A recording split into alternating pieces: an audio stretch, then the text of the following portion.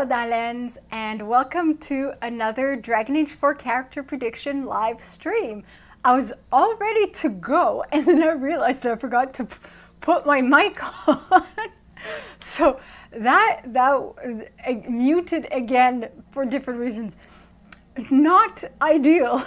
So let's pick our character from the hat. Who's it gonna be? Oh, I have a name. Audric. Audric is a character from Tevinter Nights. He is what I believe that he is depicted in concept art. He is the skeletal, half dead, half alive character with the glowy green blue fade face. He's been, a spirit resides in him now, revived by the Mortalitasi of Nevara from the Grand Necropolis. So that would be interesting.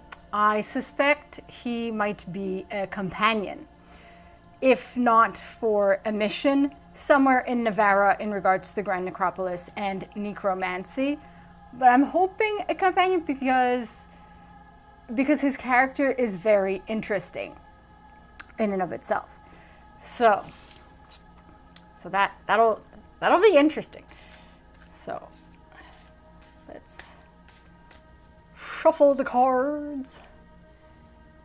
What do they have to say in regards to Audric and his role in Dragon Age 4?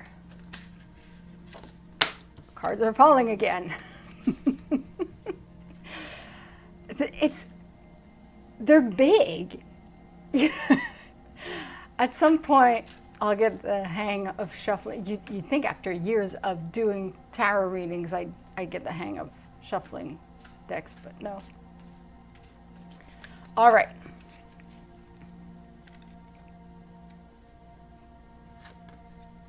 Haha, reversed. For this deck, it is the Knight of Chalices, which that's the Knight of Cups, reversed. So, my tablet. Okay, cups.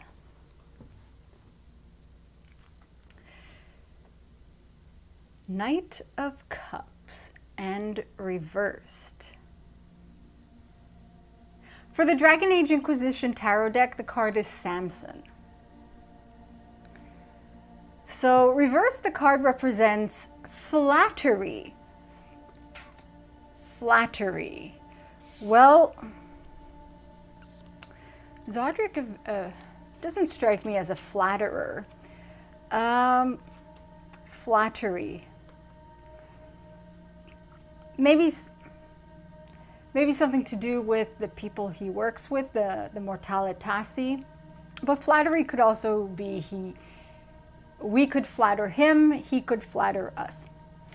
Insincerity. I do not think that Audric would be an insincere character, but there would be insincerity around him. If he is a necromanced being, there would be people insincerely wanting to befriend him because they would want to take advantage of the abilities and the knowledge that he presents. And maybe that's where we would come in the sense of we would thwart that and we would actually be sincere. So there would be insincerity maybe around the story, the mission where we meet him. Emotional blockage. It is said, and it was explored in Tevinter Nights, that when Mortalitasi, when a spirit enters the body of a dead being, the spirit, if the being has emotional blockages, unresolved things and emotions, that spirit might embody the person so much they believe that they really are the person. And that's, spoilers, obviously, that kind of happened with Audric. Also, when it comes to necromanced beings, there was that short story recently with that special ability, because it wasn't a new spirit entering a necromanced body. It was actually the person with unresolved emotions that needed to be resolved for their body and spirit to really, for their spirit to go to rest. So emotional blockage doesn't surprise me at all. Audric has unresolved things, and if he is to be a companion, whether it's really him or a spirit, there are things that need to be resolved with Audric and his past. False friends, that kind of goes with what I was thinking of flattery and insincerity. False friends, Audric might have false friends because they want his knowledge, they want his power. He has certain abilities as a being that's been necromanced, a being that is basically skeletal and half alive, half dead. Roughness, bones are rough. Roughness, I see this like a rough, tough, in terms of personality. I don't know if that would be for Audric necessarily, but it would make sense with people we encounter in the necromancers and stuff like that. And I don't know what, I'm distracted by my screen that suddenly went super green. So deception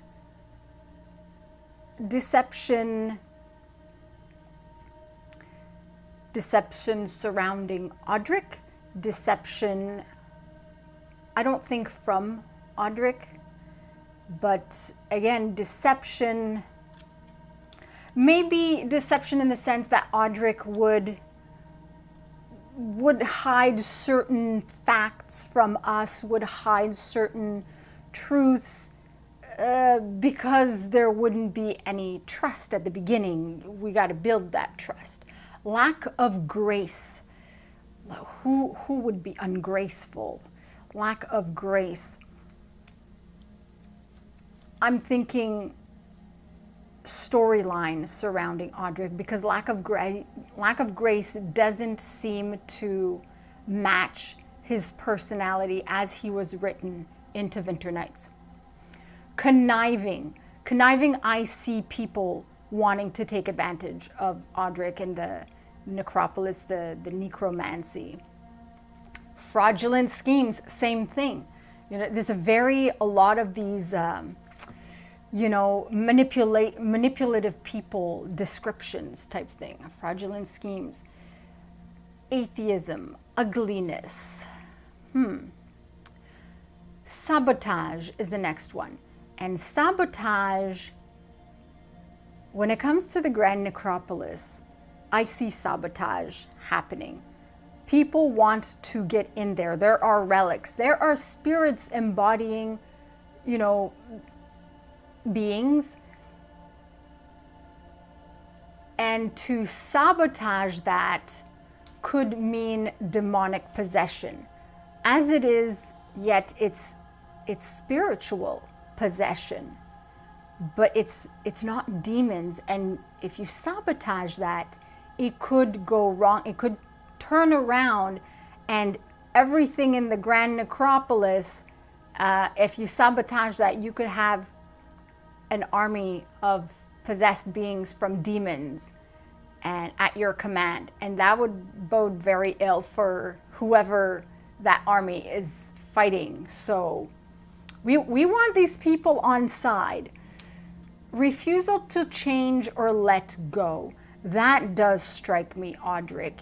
Refusal to change or let go. Well, he didn't want to die, so he's half alive, half dead, but neither really alive, neither really dead. Being unwilling to let go of certain emotional things, attachments from the past, refusal to change.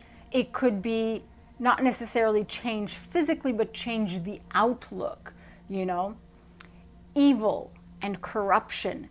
Well, evil, there are beings who want to take advantage of what's going on in the Grand Necropolis. People who want to do evil in Thedas. The necromancers themselves are not they're not evil-minded, They have their rituals so that spirits can safely possess the bodies of the dead. Corruption. There's corruption in Thedas. Corruption could be the taint of red lyrium spreading. If red lyrium spreads and affects all the spirits and all the bodies that are possessed, that could bode very ill for Thedas if it's all red lyrium possessed beings, Corruption also, it could be social corruption, people trying to take advantage, which would go with the deception and flattery and false friends part. So there's that as well. Death. Well, yes, Audric is, dead. He's a necromanced being. So death perfectly makes sense. He's a skeletal being, as is in the concept art. And yes, death in the Grand Necropolis. It totally makes sense. Like, it's duh. Is it death beyond that? I don't think. I think it's really, death in regards to Audric, who's basically dead here. So I like this, that it's not a bad reading, like the reverse, it's not all negative. It can add for very interesting storylines, whether he becomes a companion or is there for a mission. All these, like the false friends, the deception, it creates interesting storylines. And then where he comes in that would be interesting to see if he helps us thwart that, or we help thwart that to help him. And then maybe he becomes a companion. I personally would like Audric to be a companion. I think he's a very interesting character. And to have that knowledge of the Mortalitasi and the necromancing and everything and special abilities, I think that would be very interesting in Dragon Age 4. But let me know your thoughts in the comments below, and how the Knight of Cups reverse speaks to you for Audric in Dragon Age 4. If you caught the stream, thanks for tuning in. If you're catching the replay, thanks for watching, and I'll see you all soon. Masaranas.